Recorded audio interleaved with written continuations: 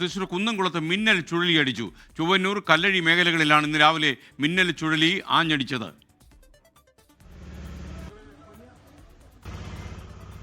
മിന്നൽ ചുഴലി ഓടിക്കൊണ്ടുന്ന ഓട്ടോറിക്ഷയ്ക്ക് മുകളിലേക്ക് ഇലക്ട്രിക് പോസ്റ്റ് ഒടിഞ്ഞു വീണു. പലയിടത്തും പോസ്റ്റ് ഒടിഞ്ഞു വീണു. തലനാരിഴയ്ക്ക് ഓട്ടോ ഡ്രൈവർ രക്ഷപ്പെട്ടു എന്നും വാർത്ത വരുന്നുണ്ട്. സൂരജ് സജി കൂടുതൽ വിവരങ്ങളുമായി ചേരുന്നു.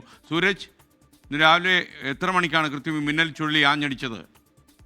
SKN 9:00 കുന്നംകുളത്തെ വിവിധ മേഖലകളിൽ ഈ മിന്നൽ ചുഴലി ഉണ്ടായിരിക്കുന്നത്. ചൊവ്വന്നൂർ അതോടൊപ്പം തന്നെ കല്ലഴി മേഖലയിലാണ് ഈ മിന്നൽ ചുഴലി ഏറെ നാശം വിതച്ചിരിക്കുന്നത്.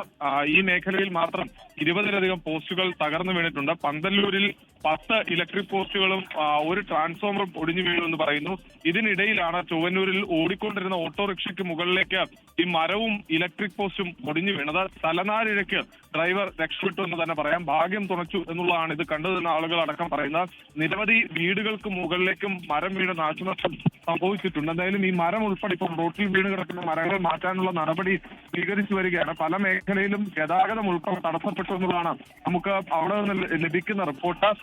നിരവധി വീടുകൾക്ക് മുകളിലേക്കും ഈ മരം വീണ നാശനഷ്ടങ്ങൾ അടക്കം ഉണ്ടായിട്ടുണ്ട്. Okay, thank you. എന്തായാലും ഈ ചുഴലി ഇത്രയും നാശം ഉണ്ടാക്കിയെന്ന് അറിയുമ്പോൾ ഒരു ഞെട്ടലുണ്ട്.